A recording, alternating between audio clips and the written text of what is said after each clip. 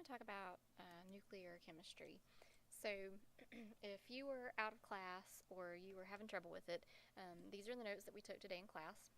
And basically what we talked about today was just some of the definitions that are up here. Let me go ahead and set this smaller while I'm thinking about it. We said that, radioactivity is when a nucleus breaks down and gives off energy and matter. And then we have the definition of a radioisotope, which you can read. We need to know about several different types of radiation. The three main that we need to know about are listed right here for you: alpha, beta, and gamma. Although there is neutron emission and there's positron emission, there are other things that we can consider. The main three are listed for you right here. When you have alpha radiation, you do alpha decay. And alpha decay is when a nucleus gives off 2 protons and 2 neutrons. So the way that we write that is you can use the Greek letter for alpha, or you can write it as 42He. Now, that may look familiar. That's the symbol of helium. And if you remember the isotopic notation like we did earlier in the year, X would stand for like your chemical symbol, and then A is the mass number and Z is the atomic number. Remember, the mass goes on top and the atomic number goes on the bottom. The reason that we use the symbol for helium is because helium has 2 protons and 2 neutrons, and this comes in handy when we do our chemical equations. Here's an example. You have 21884PO yields 21482PB plus 42He. First of all, we know that this is alpha decay because we see what I've already circled here. We see an alpha particle. And then the other thing to know about these, in order to complete them yourself, is to know that the two sides have to equal each other. The numbers up top have to be equal. You have 218 here, and then you have 214 plus 4, that's 218 on the left and 218 on the right. You have 84 on the bottom, and then you also have 84 on the right side because you have 82 plus 2. If we know that the numbers have to equal each other, then we can complete this ourselves. If you were given a question like right here that says write the alpha decay of uranium-238. So here we have uranium-238. Its atomic number is 92. What we're going to do, if it's alpha decay, is we know it gives off an alpha particle. So we're going to write an alpha particle in here. The 42 helium is going to be very useful to me.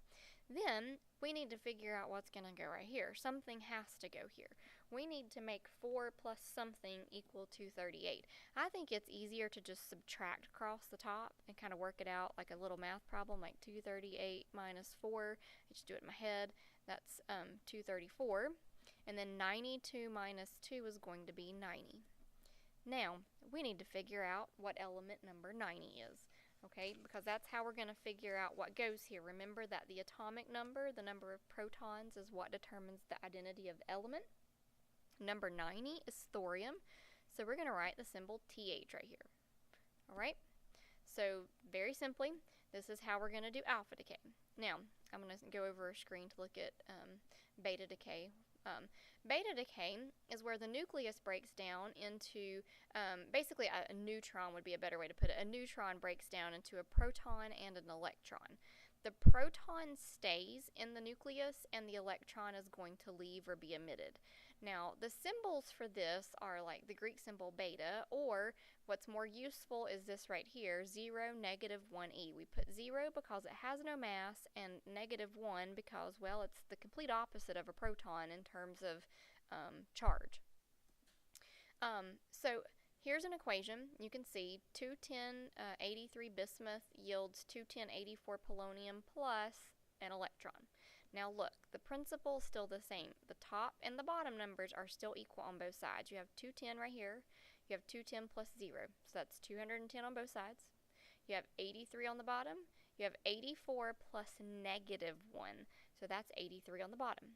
Okay, we can use that to come over here and we could finish it. If we had a problem that said write the beta decay, well, I would put my beta particle first because I know it goes there. And then we have to fill in the missing blank after that. Okay, the subtracting thing across still works. 238 minus 0 is 238, if my pen will write it. And then we have 92 minus negative 1. Remember, when you subtract a negative, it makes it a positive. You add, so that'll be 93. Now, element number 93, you use a periodic table. I don't have them all memorized. That is neptunium, symbol NP. So we write that down, and it's that easy. We're done. All right, the last one is gamma decay, and it's high energy only. There's only waves, there's no matter given off, so we just simply use the Greek symbol gamma, and then we don't have something else to put here. As you can see in the equation down below, there's actually two different kinds of radiation being given off. Right here you have gamma radiation, and right here we have our lovely beta particle. So you can have more than one type of radiation being given off at once.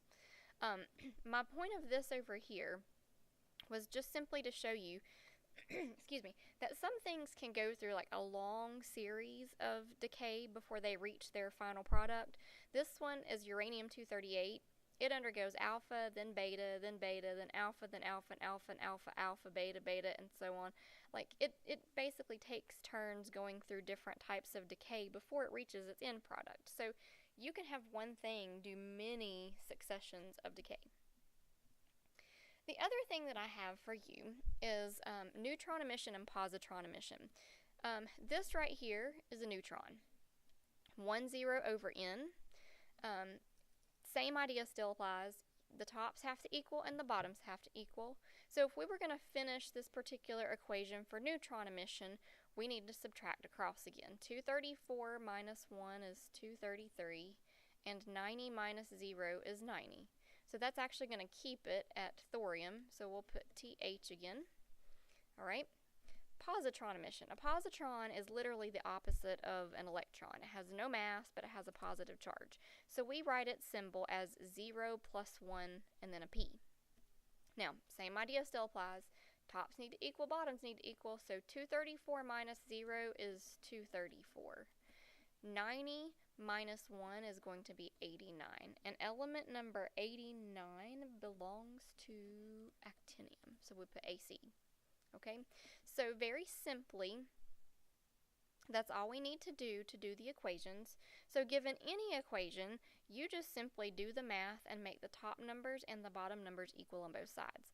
Now the other part of this is that you need to memorize an alpha particle, a beta particle, a neutron, and a positron. Like, you need to be well versed with what each of those things is. Like, you need to know the identities of each of those. All right?